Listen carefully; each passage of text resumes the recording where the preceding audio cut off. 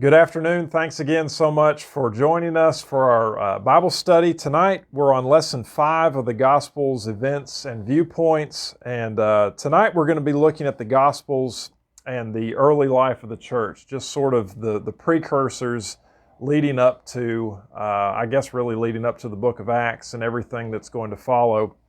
But as we study tonight and look at some things, there are so many questions that I personally have about the life of Jesus and his childhood and those sorts of things. And unfortunately, we're just not told very much.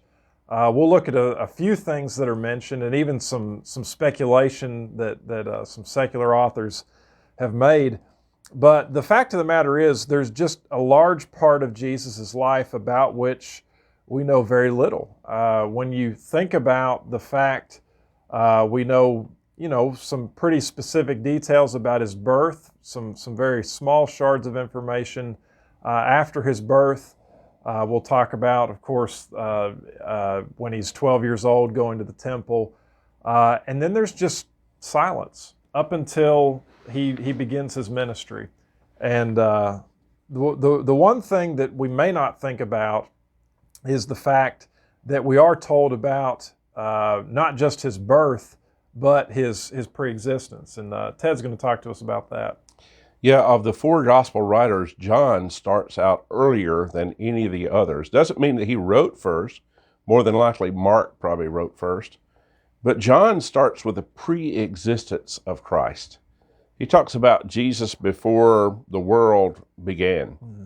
In John chapter 1, verses 1 through 18, John mentions that Christ was with God in the beginning, and that Christ was the Word by whom all things were made. Interestingly, John is the only one of the writers that calls Jesus the Word, and he does that not only in the Gospels, but also in the epistles, 1st, 2nd, and 3rd John.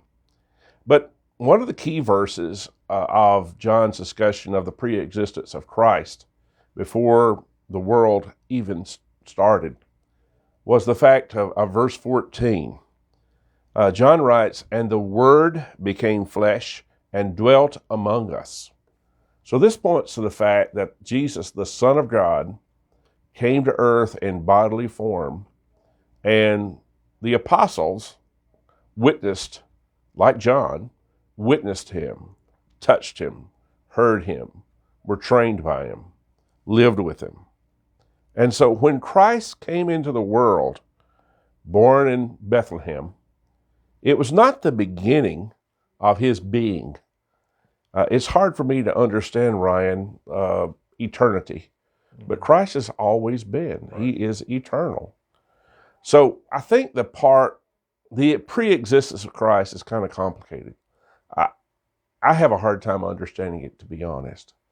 But I think we all probably cling to the story of the birth of Christ. Mm-hmm. So Ryan, if you will, talk with us about the birth of Christ. Sure.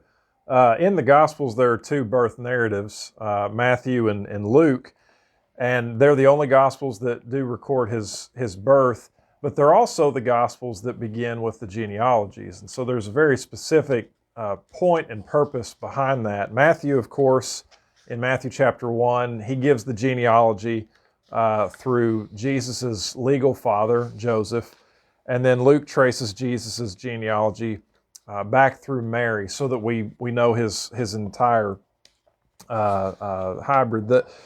Mary's conception, though, was a miracle of the Holy Spirit, according to Matthew chapter 1 and verse 20. And so Jesus is born of a virgin, which was talked about, of course, in Isaiah.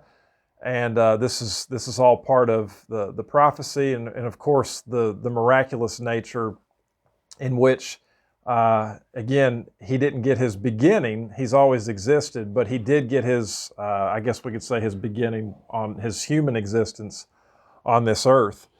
Luke's account adds more information to the story of Jesus' birth than Matthew's does.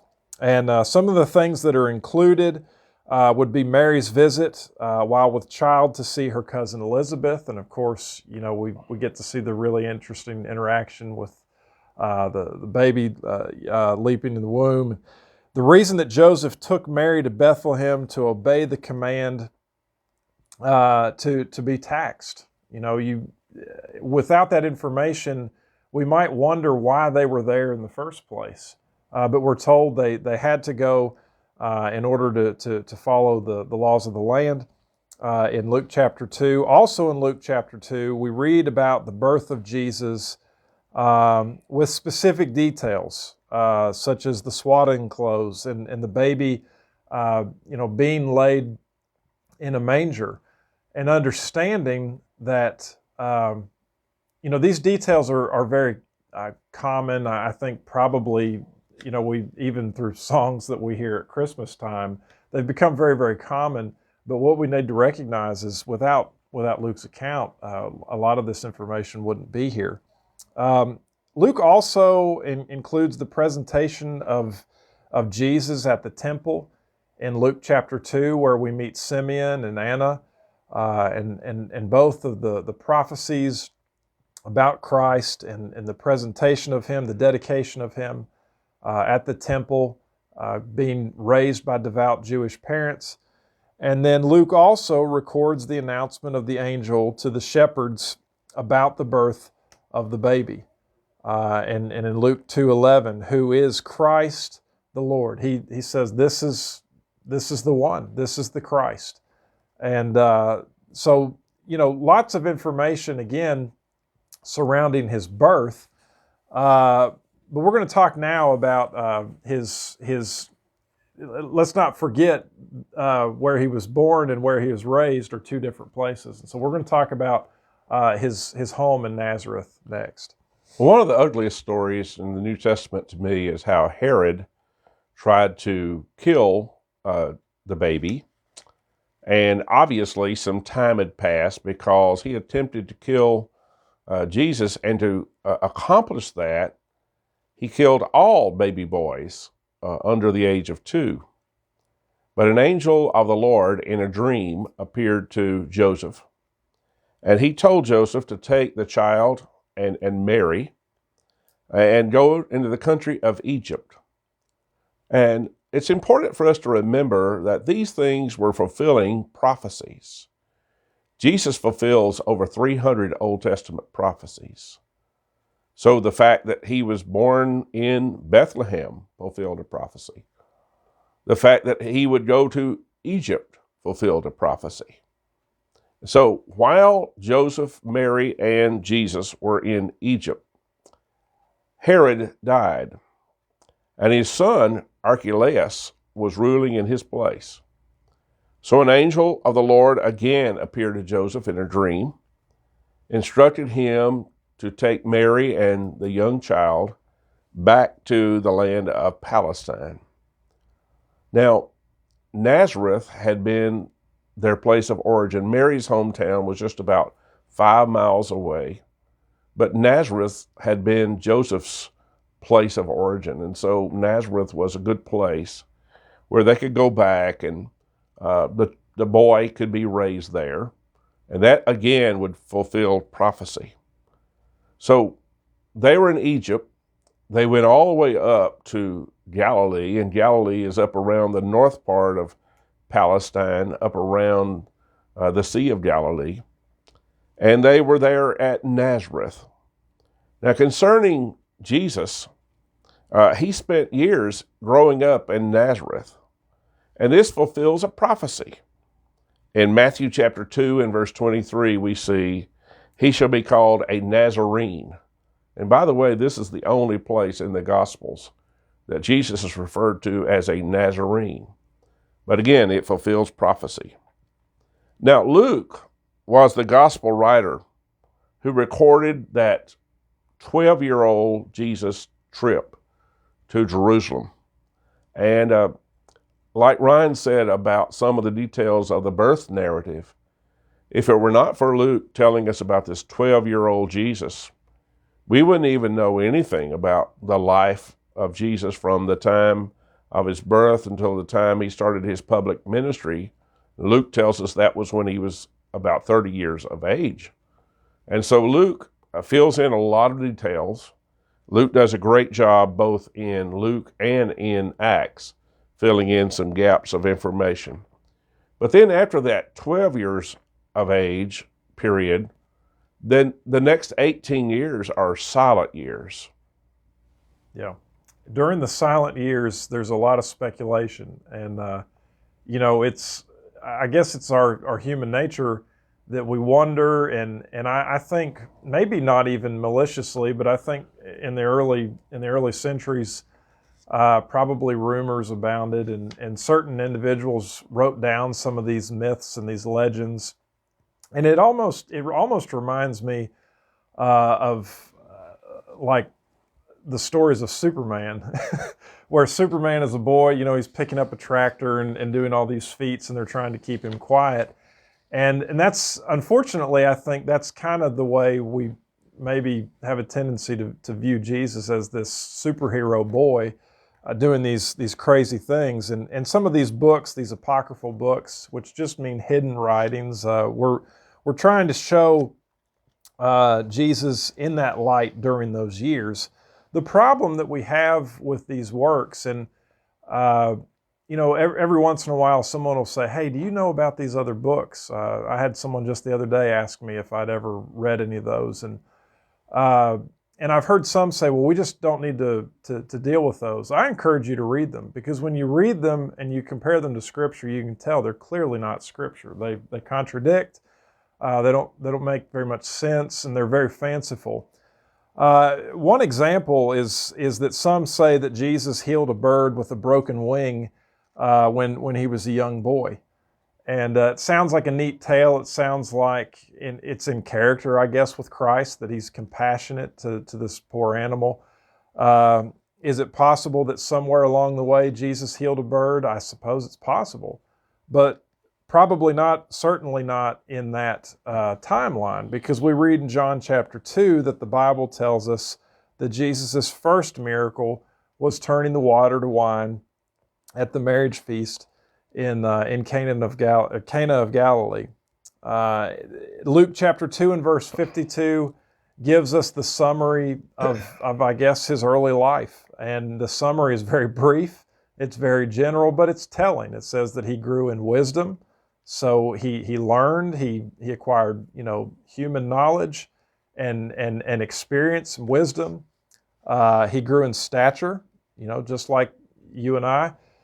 He grew up and became a man, and he grew in favor with God and man. He learned how to be social. He learned how to socially interact with others, but most importantly, he learned how to dedicate himself to the law of God and to those principles. Another reason that I think that he did not do miracles as a child is that his brothers in the flesh did not believe in him. Right. If they had watched him do those miracles, then they would have been believers. Right. But as far as I'm concerned, the first miracle that they witnessed was his resurrection from the dead, because after that they became believers. Mm-hmm. Let's talk about how can we know Jesus. There's so many gaps in information. We see his birth narrative. We see him at 12. We see these silent years. We've seen him, growing up in Nazareth. But how can we know Jesus? Well, there are a few places that give us some hints. One is Matthew chapter 3 and verse 17. When God spoke from heaven at the baptism of Jesus, he said, "This is my beloved Son, in whom I am well pleased." These words must have been words of approval, not only for Jesus at that moment, but for Jesus' life up until that time. And Jesus sought to live in such a way that would please the Father. Jesus told his apostles and others in John 8 and verse 29, "I always do those things that please him." That was his goal in life, and that ought to be our goal in life as well. And as an adult, Jesus went back to Nazareth where he was raised. And the scriptures say in Luke 4 and verse 16 that he went to the synagogue as was his custom. He went to the synagogue on the Sabbath day, and he stood up to read. It was Jesus' custom to go to the synagogue on the Sabbath day. It was his custom to go where people were studying God's word. And even today, we know that Jesus is with us. When 2 or 3 are gathered together in his name, there he is in the midst of us. So, pleasing the Father was the primary focus of the life of Jesus. Now, when he started doing things in his hometown, rather than acknowledging the miraculous, acknowledging the divine, the people started going back to family in the past and probably thinking about him as a child and as a teenager. And so they started asking questions.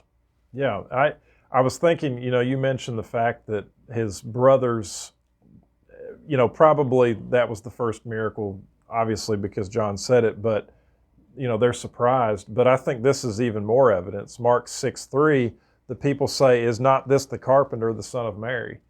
If he had been running around as a child or even a young adult performing miracles, you would maybe perhaps expect the crowds and the people to say, "Okay, this makes sense."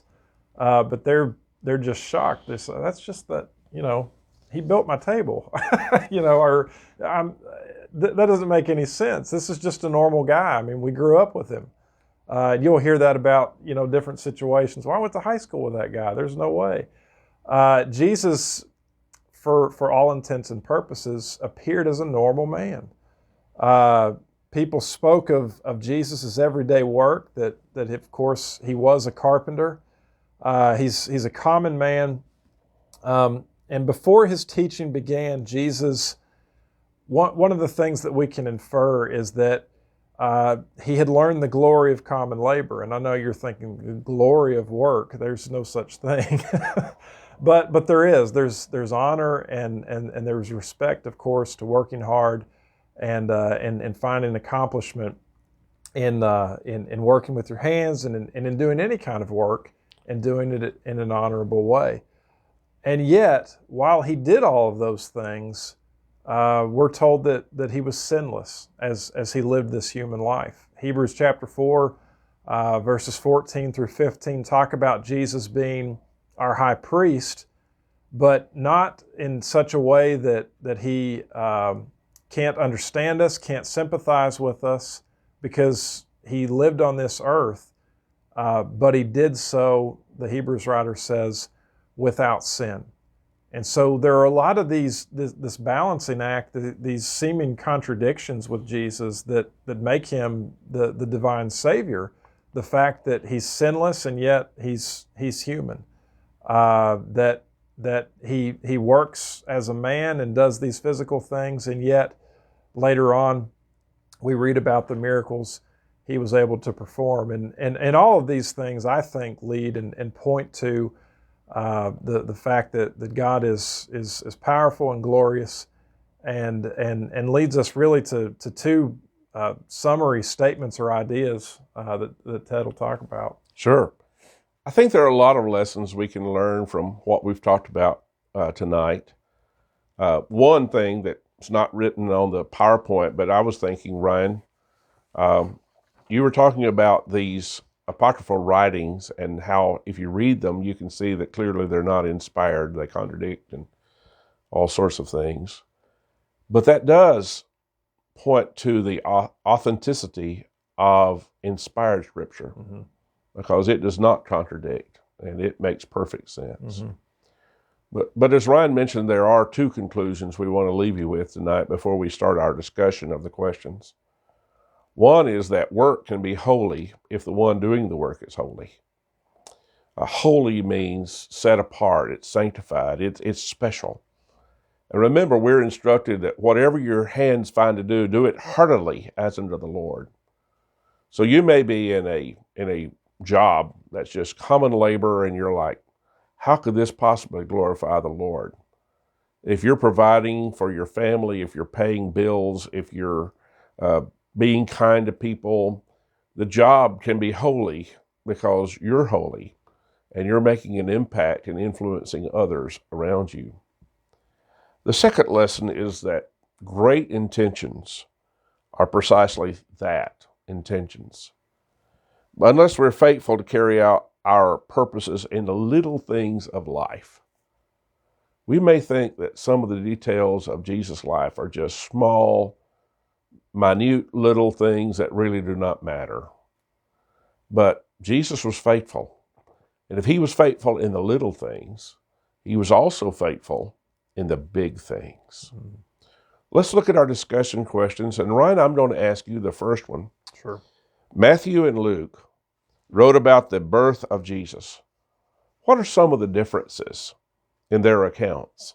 Yeah, well, basically it's just some additional information that Luke provides. As we've already talked about, none of the accounts contradict. We just have some extra information from Luke. Of course, there's Mary's visit. We find the details about the fact that Joseph and Mary were trying to do their civic duty. That's the reason they were in Bethlehem at the time. Jesus, being in swaddling clothing and in the manger. His presentation as a child or a baby at the temple. And then, of course, probably the most famous account is that of him as a 12-year-old boy at the temple, astonishing the teachers and that sort of thing. And maybe that's the one glimpse that we do have into the side of Jesus, that something was special, and people maybe perhaps recognized him as precocious or something along those lines, but it still wasn't enough in their minds to I guess, let him be, the Messiah. They had a hard time with some of those things. I want to add something to that. I think we see something about the focus and the original intent of the authors. Mm-hmm. Matthew, who's likely writing to Jews, talks about these Gentile astronomers, wise men, or magi, mm-hmm. the Greek would refer to them, coming. So maybe Matthew is setting up his readers for, hey, the gospel's going to be carried to the Gentile. Maybe I'm stretching there. No, I think you're right. Then Luke, who always stands up for the underdog, talks about these lowly shepherds. Mm-hmm. Shepherds were looked down upon as the lowest profession. I mean, they would use 12-year-olds mm-hmm. as shepherds. I mean, we see David as a shepherd when he was just a boy. Shepherds were just kind of looked down upon. And Luke points out that the angelic host, mm-hmm. The glory of the angelic host, appeared to the shepherds. Now think about that. That tells us a lot about the original intent. I didn't mean to interrupt, but I wanted to interject that. That's a good point. I hadn't thought about that. David's mocked. Go. Why aren't you with your sheep? When he comes to fight Goliath. It definitely was a demeaning profession, but certainly that is the case. That as you said, the gospel is going to be revealed to all the nations. And these are just some little precursors and some hints there at the beginning of these Gospels to recognize that it's going to be for everyone. We need to be reminded of that as well. Our second question is for Ted. What happened when Jesus' parents presented him at the temple in Luke chapter 2? Well, that's good. Well, we need to realize that Jesus was circumcised like all good Jewish boys on the 8th day. But this would have been after Mary's purification. So if it's a boy, I believe it was 40 days. If it was a girl, I don't remember. It was 80 days. But anyway, so he's like 7 weeks old now, let's assume. So they're at the temple, and they meet these two, as Ryan mentioned earlier, these two prophets. Simeon had been promised that he would not die until he saw mm-hmm. the Lord's chosen one. And so this means a lot of things to Simeon. It means the fulfillment of Scripture. It also means, hey, I can die now. Mm-hmm. And that may sound morbid, but there are things worse than death. And we don't know what Simeon had gone through. But he told a lot of things that caused Mary and Joseph to to wonder. And then Anna, a prophetess, told the people all around what was going on. She didn't just talk with the parents. She talked with the people around in the temple. They all knew her because she didn't leave the temple night or day. And she told them about Jesus. And Simeon had made a prediction that Mary's heart would be pierced, which I think was probably fulfilled on at the crucifixion. Yeah. But Anna says all these things, and then the scriptures say that Mary pondered these things in her heart. In other words, this was a strange child for Mary. She was a virgin when he was conceived. That had to be weird. All the community was bound to be talking about her. I mean, even her husband to be was thinking about putting away privately until Gabriel said, "Don't do that." Mm-hmm. So Mary, all these things going on at the temple, I think are verification for young parents. We believe that Joseph was 27 and Mary was 17 because that's the tradition at that day and time, how old they were generally when people got married. And so I think this is verification or reassurance to the parents, Mary and the foster dad, Joseph, that this is really going on and this really is the Son of God. Yeah, I think even though Mary obviously knows, well, this birth has come about, there's never been a virgin birth before. And we've had contact with these angels and things like that. There's still, and I think it's just our human nature, has to be this question of, is this really what's happening? Or is this something else? I mean, and I guess all along you almost have to wonder, even leading up to his death, if in the back of her mind she's thinking, what if we got this wrong? Yeah. And I, like you said, probably after the resurrection is when it's fully confirmed. Okay, this really is what we have thought it was all along. And like you mentioned earlier, I mean, maybe I mentioned it, but the boys didn't believe. His brothers didn't believe. The fact that they did not believe makes a statement not only about Jesus but about Mary. Mm-hmm. If they didn't believe that Jesus is the Son of God, they believed their mother was an adulterer. Right. Yeah, that's a good point. That puts it in perspective. And as far as needing reassurance, remember that John, when he baptized Jesus in the River Jordan, heard the voice of God. He had been told, the one upon whom the Holy Spirit lights. Mm-hmm. Well, the Spirit in the form like a dove lit upon him. Then before John died, he sent disciples to Jesus saying, "Are you the one, or should we look for another?" Yeah. Even though he knew and God had verified it. So Joseph and Mary needed verification. And I think that's what Simeon and Anna did. So let's look at question number 3. Mm-hmm. Jesus went into the synagogue as his custom was. What are some of the unique customs we cultivate as Christians? When I was reading that question first, I know some people who, the obvious parallel, at least in my mind, is if Jesus' custom was going to the temple, then obviously our custom, especially those of us who are young parents and are trying to instill in our children Christian beliefs and morals, it's not enough to just instill this belief system. We need to assemble together. We assemble, we come together, we worship together, and helping our children and reinforcing in our own lives the fact that we need to be a part of the body. And I know right now it's especially weird because we're not always able to be together. We're not able to be together right now. And in some respects, we're going to have some rebuilding to do when things get back to normal. But recognizing how important that is, when I read this question, I immediately thought there are some individuals that I know that I've talked to before, and I know they mean well, but they've sort of insinuated that they're not going to force their children to go to worship, or they're not going to. be religious about it. And the reason is they say they want their children to have a relationship with Jesus, which to me kind of defeats the purpose. I understand where they're coming from, and their reason is they don't want to be legalistic.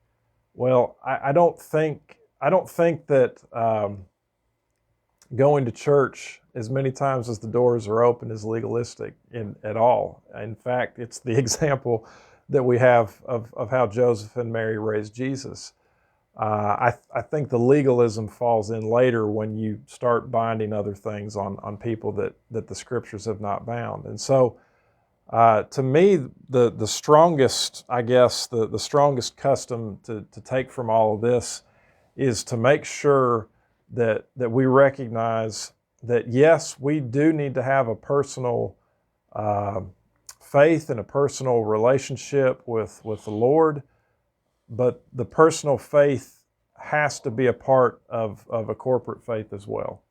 Yeah, Kara Hollingsworth was telling me about Gray, her grandson, during the pandemic said, "Hey, when are we going to go back? We're going to get dressed up and go back down to the church." That tells me that, Tyler and Heather and the family have instilled a custom, which I think is very good. Yeah. Right, I'm not going to put you on the spot, so I'll just answer it for myself. When I was 10, 12 years old, if my mother had given me a choice to go to worship on Sunday night or to stay home and watch The Wonderful World of Disney, I'd have stayed home. Mm-hmm. But she instilled in me a habit that I think was a good custom. Right. I knew a family that had a 14-year-old, and they took that position. We're not going to force him. He's old enough to decide for himself. Interestingly, they bought him a new yellow trail bike. I remember it. It was huge, really fast. And I noticed it was parked on his porch and wrapped with plastic and rope. And I said, "Well, did he wreck his bike? Why is it wrapped up?" "Well, he's going to wait until he's 16. He's too young to ride it. We won't let him ride it." So, but he's old enough to make eternal decisions. Right. Right. Yeah. Anyway, that's it's difficult, obviously, but it's something that we need to strive for and continue to push for. Especially right now, I think. Our final question for discussion tonight is: what are some traits of a conscientious worker, specifically in the workplace and the church together? Well, I think a conscientious worker who is a Christian is always aware that people are watching and that people are learning. We have to take a special sense of responsibility because we are the only Bible that some people will read. And that doesn't sound fair. And so there are things that I don't like, that I don't complain about on Facebook or in public, because I'm a Christian. I want to set the right example. I don't want to always be negative. I don't always want to be nitpicking, because I have to be conscientious that we have a responsibility. We have a responsibility as Christians. Just like Jesus went about doing good. That's a summary of his life. We'll talk about that a little bit next week, the Lord willing.